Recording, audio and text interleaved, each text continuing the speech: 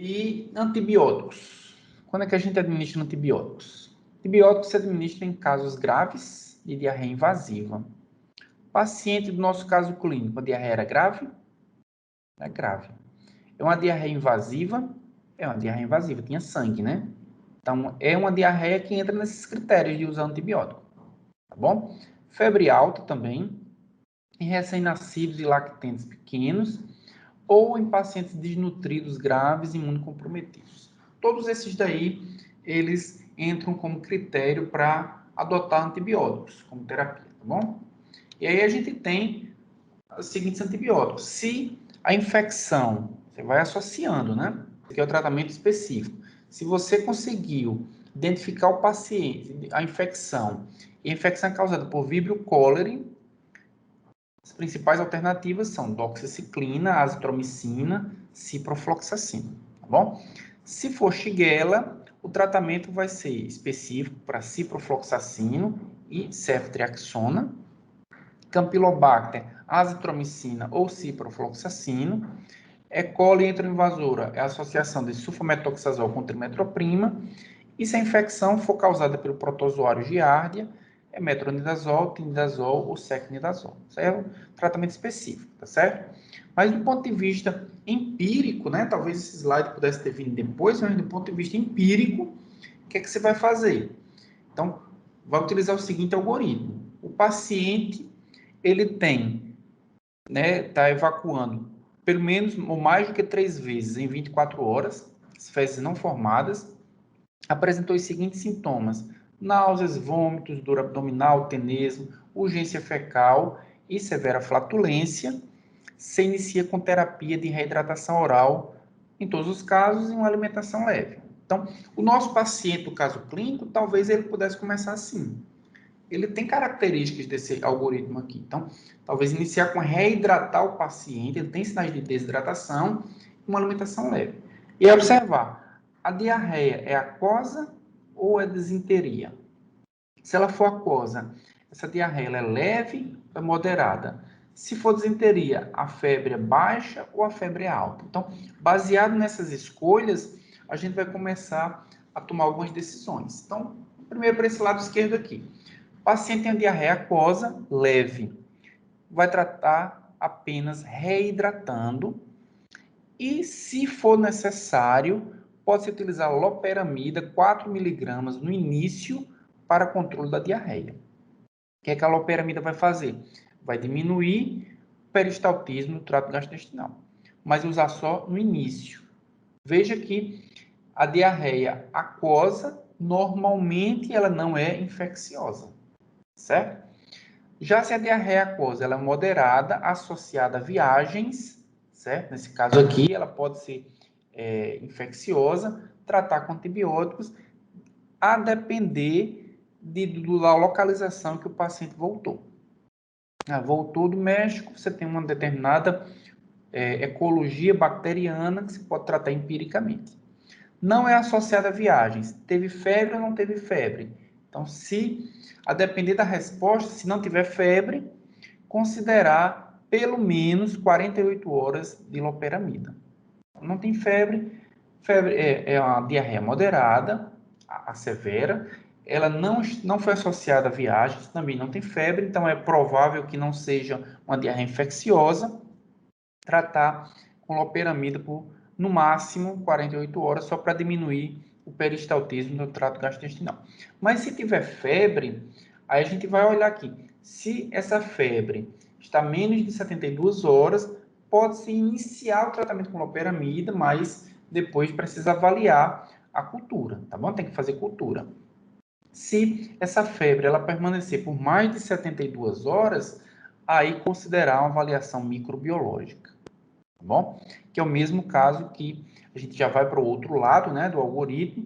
O paciente tem uma disenteria com febre baixa. Então, vai se fazer uma avaliação microbiológica e usar um antibiótico para o agente identificado. Vai fazer uma cultura, uma coprocultura, e a depender do micro-organismo identificado, se vai tratar ele com um micro-organismo específico que a gente viu anteriormente, tá bom? Se o paciente apresenta febre alta e essa diarreia não é associada a viagens, considerar a avaliação microbiológica para identificar o micro-organismo. E a partir de então, também fazer um tratamento específico para aquela infecção. Mas se a febre é alta e associado a viagens, ou seja, diarreia do viajante, o tratamento empírico é feito com azitromicina. Bom, sempre é feito com azitromicina, 1 grama em dose única ou 500 miligramas 2 vezes ao dia por 3 dias. Não precisa nem fazer cultura, tá bom? A não ser que ele entre naqueles critérios, né? É uma diarreia mais grave, tem sangue nas fezes, o paciente é imunodeprimido, aí você precisa fazer cultura, até porque a azitromicina pode não ser o melhor antibiótico para aquele micro-organismo. O tratamento inespecífico é feito com fármacos antimotilidade, a gente viu a loperamida, né, que vai diminuir o peristaltismo do trato gastrointestinal, mas outros fármacos também vão diminuir o peristaltismo do trato gastrointestinal. Difenoxilato também, elixir paregórico, tintura de ópio e difenoxina. Todos eles têm essa propriedade, diminuir o peristaltismo do trato gastrointestinal. Quando é que vocês acham que pode-se utilizar um fármaco antimotilidade no paciente com diarreia? Quando houver suspeita de infecção, o paciente tem febre, o paciente tem sangue nas fezes, como é o caso do nosso caso clínico lá.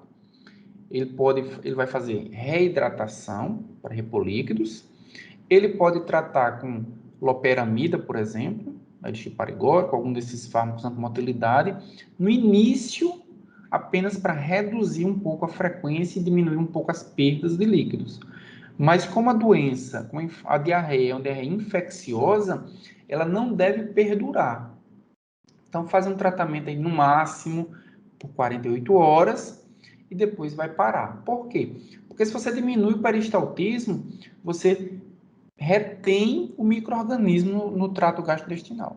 Então, quando houver uma grande frequência, utilizar no início, até para reduzir um pouco a desidratação. Mas se for uma diarreia infecciosa, deve-se manter por no máximo 48 horas e aí depois tratar com antibiótico. Adsorventes.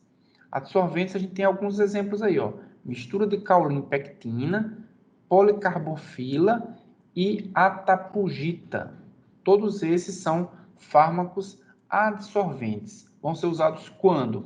Quando se suspeitar de infecção que produza toxinas, ou quando houver uma ingestão acidental de alguma toxina. Então, o fármaco vai se absorver a toxina e vai impedir que ela age diretamente na mucosa do trato gastrointestinal, tá bom?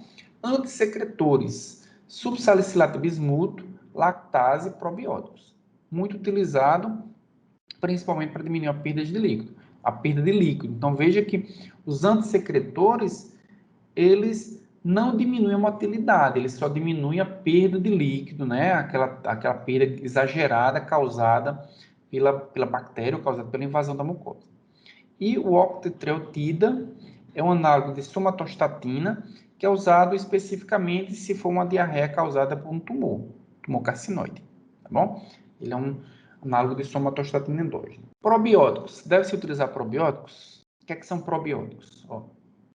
São bactérias que colonizam e se replicam no trato intestinal humano e promovem efeito benéfico no hospedeiro. Então, probiótico vai repor a perda da flora. A flora vai diminuir, né? Aquelas bactérias que são protetoras vão diminuir, e a ideia dos probióticos é repor essa flora. Só que alguns estudos têm mostrado que nem sempre repor a flora vai trazer algum benefício.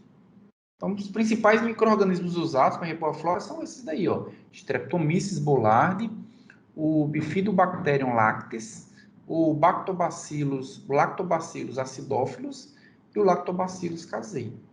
Nem sempre eles causam um benefício. Quando é que eles são usados? Para prevenção da diarreia aguda, pode ser utilizado todo dia, vamos supor, para manter a flora sempre íntegra, para diminuir a chance do paciente ou da pessoa ter uma diarreia aguda. E aí funciona. Para diarreia associada a antibióticos destroem a microbiota normal, para repor se utiliza o probiótico. Ou a diarreia induzida por radiação. qualquer outro tipo de diarreia, os benefícios não são questionáveis, nem sempre são os melhores.